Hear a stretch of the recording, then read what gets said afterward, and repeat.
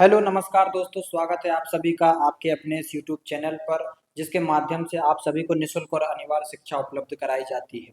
स्वागत है। आइए और हम सभी देखते हैं कि गणित विषय जो कि एमपी बोर्ड का सबसे कठिन सब्जेक्ट माना जाता है, जिसको लेकर एमपी बोर्ड ने दो पैटर्न जारी किए हैं, बेसिक और स्टैंडर्ड। यानी जो विद्यार्थी पढ़ने में गणित में थोड़े कमजोर होते हैं वो बेसिक मैथ्स पढ़ते हैं, और जो गणित जिन्हें अच्छा लगता है, जिनका रुचि का सब्जेक्ट होता है, वो स्टैंडर्ड मैथ्स पढ़ते हैं। ठीक है, तो गणित के विषय को लेकर सभी बच्चे भयभीत होते हैं, परीक्षाओं में उन्हें पसीना आ जाता है कि गणित का पेपर है। लेकिन हमारे चैनल के माध्यम से गणित को हिंदी से भी सरल माध्यम से पढ़ाया जाता है, बताया जाता है, सिखाया जाता है, जिसके माध्यम से सभी बच्चे अपने गणित में पूरे में से पूरे नंबर लाने की पूरी पूरी संभावना रखते हैं। साथियों, आप सभी को स्क्रीन पर दिख रहा है कि हम सभी गणित के महत्वपूर्ण तथ्य लेकर आए हैं, जिसके माध्यम से हम 3 पार्ट में इसको कंप्लीट करेंगे। पार्ट ए 1 से लेकर 5 पार्ट तक के सारे ऑब्जेक्टिव जो कि बोर्ड परीक्षा 2026 में आने वाले हैं। इसी के साथ हम दूसरी वीडियो यानी पार्ट 2 में पार्ट 6 से लेकर पार्ट 10 यानी अध्याय 10 तक के ऑब्जेक्टिव्स कवर करेंगे, जो कि एमपी बोर्ड एग्जाम में आने वाले हैं। इसके बाद हम देखेंगे अध्याय 11 से 14 तक के सारे एमसीक्यूज, जो कि 30 नंबर के टोटल एमसीक्यूज होते हैं। और मैं आप सभी को ये दावा करता हूं और ये विश्वास दिलाता हूं कि इसी वीडियो के माध्यम से आप सभी के 30 में से 30 ऑब्जेक्टिव्स कवर होंगे। बस आपको पढ़ना पड़ेगा, और अगर नहीं पढ़ोगे तो जिम्मेदार आप हो। देखिए, अध्याय 1 के जो ऑब्जेक्टिव हैं, क्या बोल रहा है वो, प्रत्येक भाज्य संख्या को एक अद्वितीय रूप से अभाज्य संख्याओं के गुणनफल के रूप में व्यक्त किया जा सकता है। यही अंक गणित की आधारभूत प्रमेय है। 2025 में पूछा गया प्रश्न है, 2 नंबर के लिए पूछा गया प्रश्न है। क्या क्या बोल रहा है, प्रत्येक भाज्य संख्या को एक अद्वितीय रूप से अभाज्य संख्याओं के गुणनफल के रूप में व्यक्त किया जा सकता है। अगला, किसी भी प्राकृत संख्या को उसके अभाज्य गुणनखंड के गुणनफल के रूप में लिखा जा सकता है। और उदाहरणार्थ क्या बोल रहा है वो, जो कि हमारा कि 2 को बराबर 2 के बराबर लिख सकते हैं। 4 को हम किस में लिख सकते हैं साथियों, 2 गुणित 2 में लिख सकते हैं, है ना। और 253 को 11 गुणित 23 के रूप में लिखा जा सकता है। समझ आएगी नहीं बात। चलिए आगे बढ़े, है ना, आगे बढ़ते हैं। क्या बोल रहा है वो, एक प्राकृत संख्या का अभाज्य गुणनखंड उसके गुणनखंडों के क्रम को जोड़ते हुए अद्वितीय होता है। यानी जो संख्या आती है वो पिछली संख्या अपने आने वाली संख्या को जोड़कर रखती है, और इन गुणनखंडों के क्रम को जोड़ते हुए वो उसे अद्वितीय रखती है। कार्ल फ्रेडरिक गॉस को गणितज्ञों का राजकुमार कहा जाता है। क्या बोल रहा है वो, कार्ल फ्रेडरिक गॉस को। इस बार आने की 100% संभावना है इसकी, भैया अच्छे से पढ़ लेना, समझ लेना। कार्ल फ्रेडरिक गॉस को गणितज्ञों का राजकुमार कहा जाता है। किसको कहा जाता है, कार्ल फ्रेडरिक गॉस को गणितज्ञों का राजकुमार कहा जाता है। बहुत ही बढ़िया। चलिए आगे देखते हैं। नहीं, मस्ती नहीं, चलो। क्या बोल रहा है, संख्याओं में प्रत्येक उभयनिष्ठ अभाज्य गुणनखंडों की सबसे छोटी घात का गुणनफल महत्तम समावर्त होता है। यानी उदाहरण के माध्यम से समझाया गया है कि 12, 15 और 21 को यदि अभाज्य संख्याओं के रूप में तोड़ें तो 12 2 गुणित 2 गुणित 3 में टूटेगी, 15 जो है वो 3 गुणित 5 में टूटेगा, और 21 जो है वो 3 गुणित 7 में टूटेगा। तो इन तीनों में जो कॉमन फैक्टर होगा वो इसका HCF यानी महत्तम समावर्त्य कहलाएगा। इसमें देखो, 3 पहले में भी है, 3 दूसरे में भी है, और 3 तीसरे में भी है। बिल्कुल हम इसको अलग माध्यम से समझेंगे। देखिए, सॉरी, क्या बोल रहा है वो, कि जो 3 है वो इसमें भी है, 3 है वो इसमें भी है, और 3 है वो इसमें भी है। तो तीनों में से ये क्या कहलाएगा, हमारा HCF कहलाएगा। समझ आएगी नहीं बात। चलो बहुत बढ़िया, आगे बढ़ते हैं।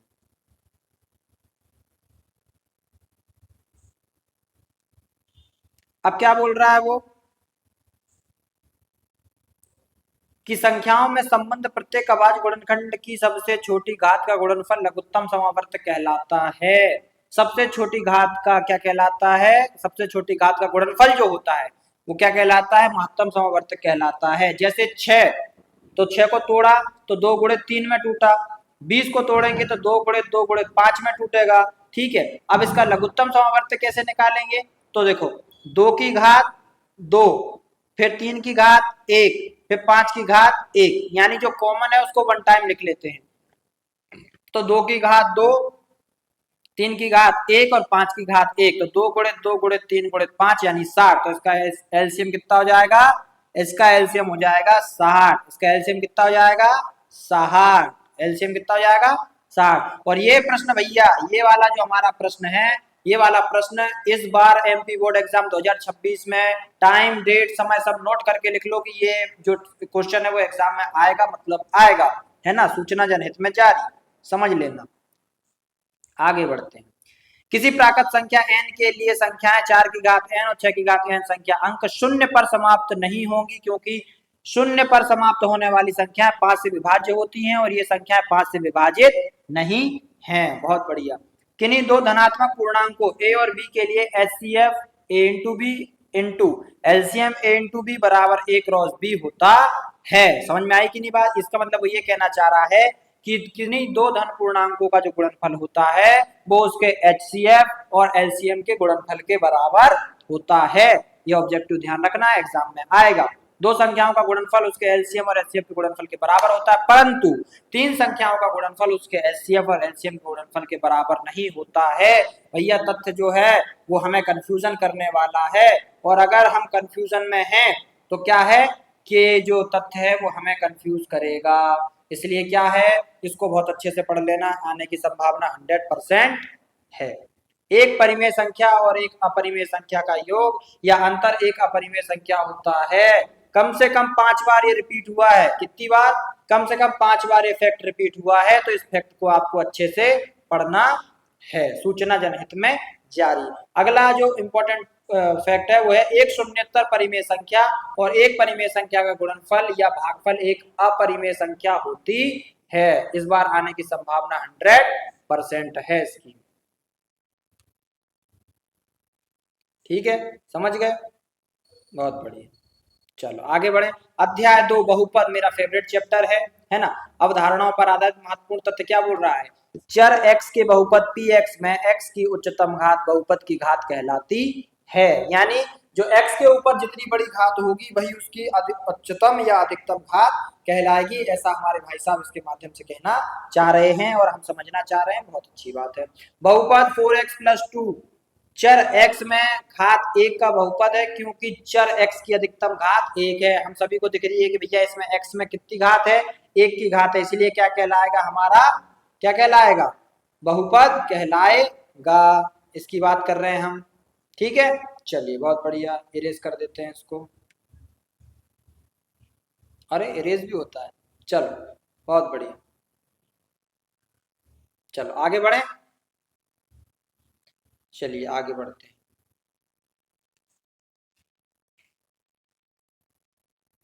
आ जाओ। क्या बोल रहा है? 2y² - 3y + 4 चर y में घात 2 का बहुपद है, क्योंकि चर y की अधिकतम घात 2 है। ठीक है, सीधी सी बात है।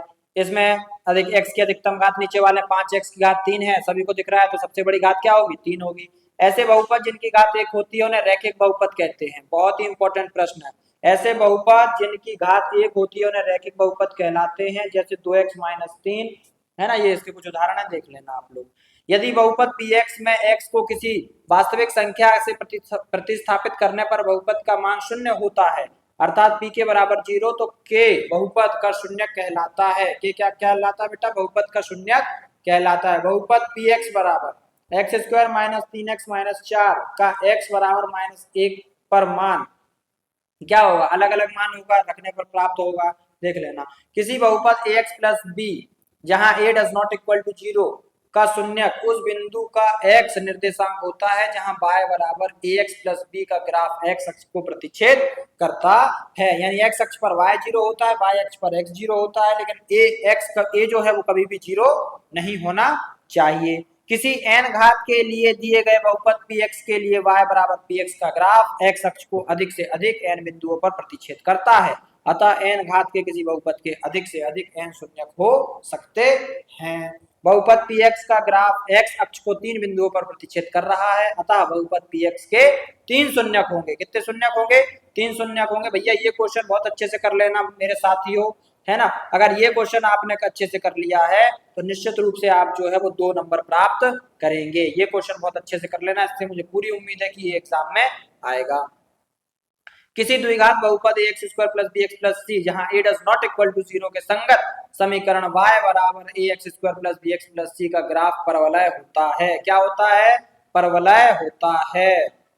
बहुपद px का ग्राफ x अक्ष को जितने बिंदुओं पर प्रतिच्छेद करता है उस बहुपद px के उतने ही शून्यक होते हैं। बहुत ही इंपॉर्टेंट क्वेश्चन है।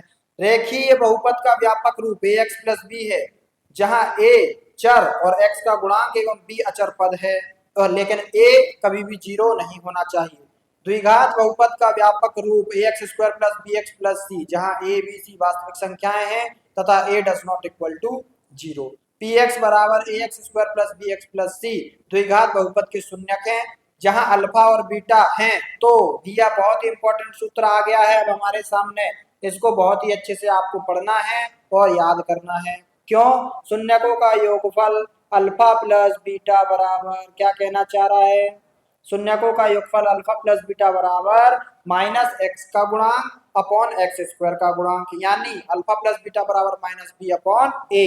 और शून्यकों का योगफल क्या कहना चाह रहा है? शून्यकों के योगफल के लिए शून्यकों के योगफल हमारा, क्षमा कीजिए, ठीक है, इस प्रकार से शून्यकों का योगफल तो हमने देख लिया शून्यकों का गुणनफल अल्फा इंटू बीटा बराबर सी अपॉन ए, जहां सी जो है वो अचर पद है और ए जो है वो एक्स स्क्वायर का गुणांक है। ठीक है, बहुत ही इंपॉर्टेंट ये दो उदाहरण है, आप लोग देख लीजिएगा, है ना, और ये आराम से आप देख सकते हैं इनके उदाहरण के माध्यम से। ठीक है, ये जो चैप्टर है इसके माध्यम से बहुत ही इंपॉर्टेंट और महत्वपूर्ण श्रेणी का हो जाता है। ये दो सूत्र अगर आपको याद है तो दो नंबर के जो प्रश्न आते हैं वो आप आसानी से कर सकते हैं, दो ऑब्जेक्टिव बना सकते हैं। अध्याय 3 दो चर वाले रैखिक समीकरण युग्म, बहुत ही अच्छा चैप्टर है, इसको हम देखते हैं। इसमें क्या बोल रहा है? वो दो चर वाले रैखिक समीकरण युग्म को प्रदर्शित करने वाला मानक रूप a1x plus b1y plus c1 बराबर 0 और a2x plus b2y plus c2 बराबर 0 है, जहां x y चर हैं तथा a1 b1 c1 a2 b2 c2 क्या है? गुणांक हैं। ये पूछ लिया जाता है। दो चर वाले रैखिक समीकरण युग्म का हल एक ऐसा बिंदु होता है जो कि युग्म की दोनों रेखाओं पर स्थित हो। रैखिक युग्म की रेखाएं एक बिंदु पर प्रतिच्छेद करती हैं तो इस स्थिति में समीकरण युग्म का एक अद्वितीय हल होता है। एक रैखिक समीकरण युग्म जिसका हल होता है रैखिक समीकरणों का संगत युग्म कहलाता है। कौन सा युग्म कहलाता है? संगत युग्म कहलाता है। भैया इसको पढ़ लेना बहुत अच्छे से, या तो ये एक वाक्य में आ जाएगा या सत्य सत्य में आ जाएगा। रैखिक युग्म की रेखाएं जो है वो संपाती होती हैं तो इस स्थिति में समीकरणों के अपरिमित रूप से अनेक हल होते हैं। जब रेखाएं संपाती होती हैं तो अनंत अनेक हल होते हैं एवं इस युग्म को दो चरों के रैखिक समीकरण पर आश्रित युग्म कहते हैं। रैखिक समीकरणों का आश्रित युग्म सदैव संगत होता है ना। दो चर वाले रैखिक समीकरण युग्म की रेखाएं समांतर होती हैं तो इस स्थिति में कोई भी हल नहीं होता है। रैखिक समीकरण युग्म जिसका कोई हल नहीं होता है तो वो उसे क्या कहते हैं? रैखिक समीकरणों का असंगत युग्म कहलाता है। रैखिक समीकरण युग्म ये रहा हमारा a1 upon a2 does not equal to b1 upon b2, तो क्या होगा? एक अद्वितीय हल होगा और रेखाएं क्या होंगी? प्रतिच्छेदी होंगी। a1 अपॉन a2 बराबर है b1 अपॉन b2 के, लेकिन b1 अपॉन b2 बराबर नहीं है c1 अपॉन c2 के। इस स्थिति में युग्म असंगत होगा एवं समीकरणों का कोई हल नहीं होगा, रेखाएं समांतर होंगी। a1 अपॉन a2 बराबर है b1 अपॉन b2 के, लेकिन और b1 अपॉन b2 भी बराबर है c1 अपॉन c2 के। तो इस स्थिति में रैखिक समीकरण युग्म आश्रित संगत होगा और समीकरण के अनंत अनेक हल होंगे, रेखाएं संपाती होंगी। बस ये तालिका अगर आपको इस चैप्टर में याद है तो निश्चित रूप से आपके ऑब्जेक्टिव और दो नंबर के प्रश्न सही जाने की संभावना पूरी है। अध्याय 4 क्या बोल रहा है? द्विघात समीकरण। क्या बोल रहा है? द्विघात समीकरण। तो द्विघात समीकरण बहुत इंपॉर्टेंट है। जब हम द्विघात बहुपद को शून्य के तुल्य कर देते हैं तो हमें द्विघात समीकरण प्राप्त हो जाती है। यदि px घात 2 का एक बहुपद है तो समीकरण px बराबर 0 होगा, एक द्विघात समीकरण कहलाता है। ax square plus bx plus c बराबर 0, जहां a b c वास्तविक संख्याएं हैं तथा a does not equal to 0। द्विघात समीकरण का मानक रूप क्या कहलाता है? ax square plus bx plus c बराबर 0, है ना। ये कुछ उदाहरण दे रखे हैं, देख लीजिएगा। फिर भाई साहब द्विघात समीकरण का हल गुणनखंड विधि से होता है या फिर सूत्र विधि से होता है। गुणनखंड विधि आसान पड़ती है, सूत्र विधि हमारे श्रीधराचार्य जी एक सूत्र दे गए हैं जो कि x बराबर minus b plus minus under root b square minus 4ac upon 2a होता है। ऑब्जेक्टिव में पूछ लिया जाता है, इसलिए याद करने की आवश्यकता पड़ती है। फिर द्विघात समीकरण का विविक्त कर भैया सूत्र बहुत अच्छे से याद कर लेना विविक्त कर का, है ना। विविक्त कर जो है वो बहुत इंपॉर्टेंट माना जाता है, इसको बहुत अच्छे से याद कर लेना। ठीक है, अब ये जो तीन काली काली लाइनें हैं ये महत्वपूर्ण है और इस बार एग्जाम में आएंगी, हर साल आती हैं कि यदि बी स्क्वायर माइनस 4ac का मान बड़ा है 0 से तो दो मूल भिन्न एवं वास्तविक होते हैं। यदि बी स्क्वायर माइनस 4ac बराबर है 0 के तो दो मूल वास्तविक एवं बराबर होते हैं। यदि बी स्क्वायर माइनस 4ac छोटा है 0 से तो दो मूल वास्तविक नहीं होते हैं। ये इसका उदाहरण है, देख लीजिएगा। अध्याय 5 समांतर श्रेणी क्या बोल रहा है, अवधारणाओं पर आधारित महत्वपूर्ण तथ्य। प्रकृति में अनेक वस्तुएं एक निश्चित प्रतिरूप का अनुसरण करती हैं, जैसे कि सूरजमुखी के फूल की पंखुड़ियां, मधुकोश। ये समझाने की कोशिश कर रहा है, समझ लेना, है ना। छिद्र एवं भुट्टे पर दाने, एक अनानास और एक पाइन कोन पर सर्पिल इत्यादि। मतलब ये कुछ यूनिक चीजें बताना चाह रहा है कि जो यूनिक चीजें होती हैं वो अपने आप होती हैं, है ना। जैसे प्रकृति का उसमें हस्तक्षेप होता है, ठीक है, ये समझाना चाह रहा है। एक समांतर श्रेणी संख्याओं की ऐसी सूची है जिसमें प्रत्येक पद प्रथम पद के अतिरिक्त अपने से ठीक पहले पद में एक निश्चित संख्या d जोड़कर प्राप्त होता है। यह निश्चित संख्या d इस समांतर श्रेणी का सार्वंतर कहलाती है। सार्वंतर धनात्मक, ऋणात्मक या शून्य हो सकता है। एपी के प्रथम पद को a1, दूसरे पद को a2, इसी प्रकार nवें पद को an से दर्शाते हैं। एपी को निम्नलिखित रूप में व्यक्त कर सकते हैं, a1, a2, a3 और ये an तक जाती है। समांतर श्रेणी में हर अगले पद में पिछले पद को घटाकर सार्वंतर ज्ञात किया जा सकता है। जैसे d का मान निकालेंगे तो a2 माइनस a1 करके निकालेंगे, d2 का मान निकालेंगे तो a3 माइनस a2 करके निकालेंगे। समांतर श्रेणी का व्यापक रूप क्या कहलाता है, a plus d, a plus 2d, a plus 3d, ऐसे करके a प्लस nd तक ये जाता है, जहां a पहला पद और d क्या कहलाता है बेटा, सार्वंतर पद कहलाता है। बहुत बढ़िया। समांतर श्रेणी में पदों की संख्या अपरिमित होने पर श्रेणी को परिमित समांतर श्रेणी कहते हैं। परिमित समांतर श्रेणी में अंतिम पद होता है। उदाहरण के लिए ये देख लीजिए, समांतर श्रेणी में अंतिम पद होगा।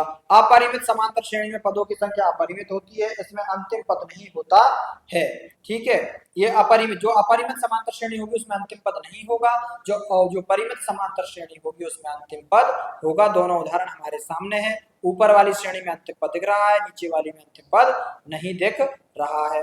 प्रथम पद ए और सार्वंतर डी वाली एक समांतर श्रेणी का nवां पद निम्नलिखित सूत्र से ज्ञात किया जा सकता है। भाई साहब बहुत ही इंपॉर्टेंट सूत्र हमारी स्क्रीन पर आ चुका है। ये सूत्र अगर आपको याद है तो निश्चित रूप से आप 2 नंबर के प्रश्न कर पाएंगे। आगे बढ़ते हैं। an को ap का व्यापक पद जनरल टर्म भी कहते हैं। यदि किसी ap में m पद हैं तो am इसके अंतिम पद को निरूपित करता है। अंतिम पद को l द्वारा भी निरूपित किया जाता है। ap 2 7 12 का 7वां पद निकालना है, तो ये उदाहरण दिया हुआ है कैसे निकालेंगे 7वां पद। ठीक है, किसी एपी के प्रथम n पदों का सूत्र SN भैया ये भी बहुत इंपॉर्टेंट सूत्र है, ऑब्जेक्टिव में पूछने की 100% संभावना है। ठीक है, कैसे पूछा जाएगा देख लेते हैं। SN बराबर क्या बोलेंगे, SN बराबर n/2 2a plus n minus 1 into D से प्राप्त कर सकते हैं। अब उसने क्या बोला है, यदि एक परिमित एपी का अंतिम पद मान लीजिए n पद है, l है, तो इस एपी के सभी पदों का सूत्र कैसे निकालेंगे, SN बराबर n/2 a प्लस l, अंतिम पद और प्रथम पद को जोड़ के निकाल लेंगे। प्रथम n धन पूर्णांकों का योग सूत्र, तो SN बराबर n प्लस 1/2। यदि ABC समांतर श्रेणी में है तब B बराबर AC अपॉन 2 करके निकाल सकते हैं। ठीक है, आगे देखते हैं।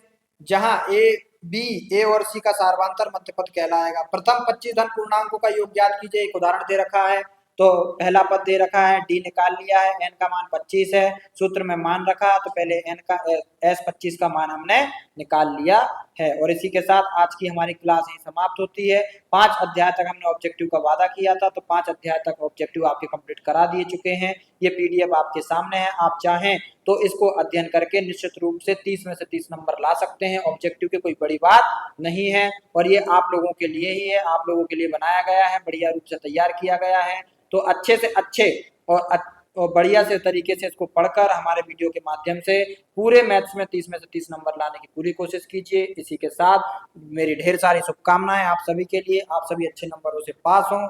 और हमारे चैनल को अगर सब्सक्राइब नहीं किया है तो ऐसी वीडियो के लिए सब्सक्राइब करें, लाइक करें, शेयर करें। आप सभी का बहुत बहुत धन्यवाद। जय हिंद, जय भारत। अच्छे से तैयारी करके एग्जाम दीजिए, निश्चित रूप से आप सफलता की सीढ़ी को प्राप्त करेंगे। जय हिंद, जय भारत। भारत माता की